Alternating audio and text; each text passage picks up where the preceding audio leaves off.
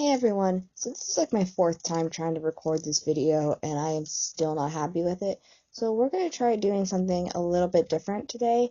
Let me know which way you guys prefer and make sure to like, comment, and subscribe, and let's just go ahead and get into it. So I'm one of those people who can pronounce Australopithecus Afarensis without thinking twice about it, but I can't say everyday words. So some of the places that some of these fossils were found, I have a hard time pronouncing. So I'm sorry if I mispronounce anything, but I am going to try to do my best with it. 3.3 million years ago, during the Pliocene period, Australopithecus Afarensis roamed the savanna of eastern Africa, what is now Ethiopia, Kenya, and Tanzania. They lived for more than 900,000 years. So take all of human history and multiply that by 4. That's still not as long as they were around.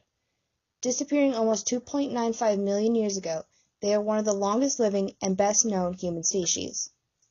Australopithecus was first used for a species found in South Africa, Australopithecus prometheus, and it means southern ape. Afarensis is based on the Afar Depression in Ethiopia, where some of the first fossils were discovered. The mid-20th century was a great time to be a paleoanthropologist. Many early hominid fossils were being unearthed, majority of them by teams led by Richard and Mary Leakey. Throughout the early 1970s, many teams were excavating eastern Kenya. Donald Johnson led a team in Hadar, Ethiopia, and Mary Leakey led a team in Laetoli, Tanzania. Johnson's team first found the fossil Ni AL129-1A plus 1B in 1973, and given the shape of it, it was the first fossil to prove that our ancestors had been bipedal for more than 3 million years. Although it was just a knee, this discovery encouraged the team to keep excavating the area. A year later, in 1974, Johnson's team also found the fossil AL288-1 in Hadar, which would later become the most famous of the species. After finding a skeleton that would end up being 40% complete, the team returned to their campsite and played the then popular Beatles song Lucy in the Sky with Diamonds, and thus decided to name their discovery Lucy. She was one of the 6 most complete fossilized hominid skeletons older than 100,000 years. She lived 3.2 million years ago and would have only been 3'7" when she was fully grown. For perspective, think of your average 5-year-old. At the same time over in Tanzania, the Leakey team found LH4, which was a lower jawbone. This became a type specimen, or official representation of the species. A year later, fueled by the excitement of the Lucy discovery, Johnson's team returned to Hadar once again, where they found site AL333, commonly referred to as the first family. In the same area, they found remains of 13 individuals, 9 were adults, and 4 were children. They originally thought to have all died together, but disposition patterns suggest otherwise. However, it proved that the species lived in small groups that were possibly based on family bonds. It's thought that the group consisted of 1 male and several females. In group settings like this, communication would have been key. They possibly communicated verbally, but they definitely used nonverbal communication, especially facial expressions. The distance between these 2 sites was an astonishing 1,540 miles. This shows that they traveled vastly during their 900,000 years. There's also been a jawbone as far west as Baia Ghazal in Chad. All of the fossils had similarities between them, but they didn't quite match up to any other known species at the time. It wasn't until 1978 that they officially named them Australopithecus Afarensis. The remains of over 300 individuals have been found. 23 of these individuals were found by Mary Leakey and her team. It wasn't just the 1970s that they were being found. In 2000, in Dika, Ethiopia, DIK-1/1 was excavated. It was a juvenile skeleton dating back 3.3 million years ago, passing away when she was only 3 years old. Given her young age, anthropologists refer to her as Salam, Lucy's baby, or Dika baby. It took anthropologists 5 years to fully excavate her from the surrounding sandstone. Also notably is fossil KSD-VP-1/1 found in Afar, Ethiopia. It's a partial skeleton of a male who lived 3.6 million years ago. They only found an arm bone at first, but over the next 4 years, they found his shoulder blade, ribs, neck, vertebrae, pelvis, collarbone, and leg bones, which would end up being a complete tibia and possibly a femur. He stood at a shocking 5'3", and was 30% bigger than Lucy. This earned him the nickname Lucy's brother, or Kaidanu, which is Afar for big man.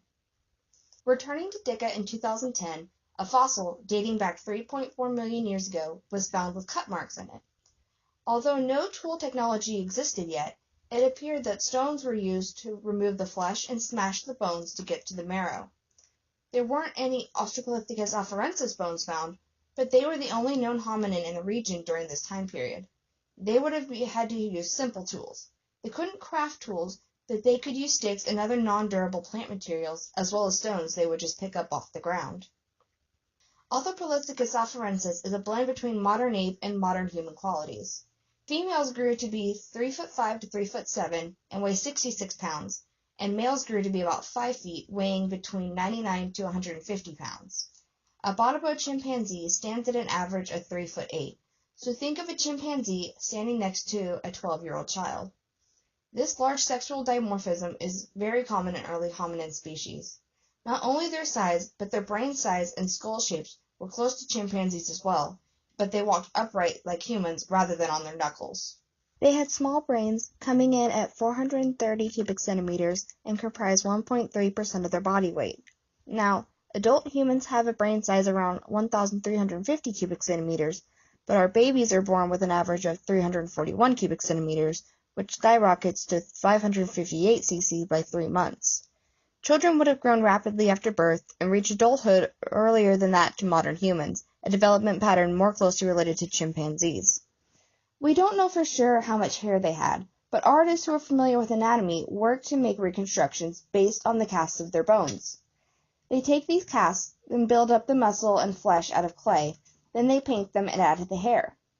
Usually they put them in the middle of not having as much hair as chimpanzees, but more than humans do.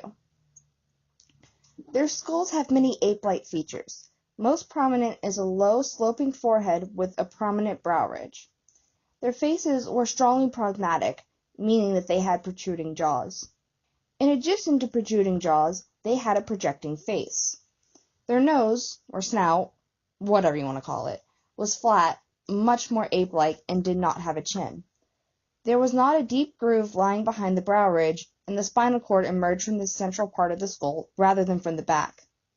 On the back of the skulls there was a short, bony ridge present, referred to as the sagittal crest. The sagittal crest acts as an anchor for large jaw muscles to attach to. Given how far back the crest is, it indicates that they processed most of their food with their front teeth. Semicircular ear canals are present, which are similar to African apes. This suggests that they were not as fast or agile on 2 legs as humans are. Their hyoid bone was also small, so their voices would have been similar to a chimpanzee's.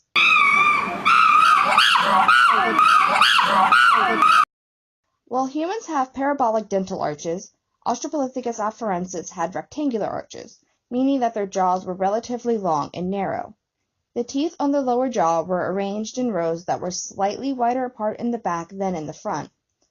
The last molar on the upper jaw was positioned in such a way that it caused a curve in the back teeth. Their front incisors were wide, and their canines were pointed and longer than any other teeth. They weren't quite as big as modern apes' canines, but they were larger than humans. Like many apes, males had the bigger canines.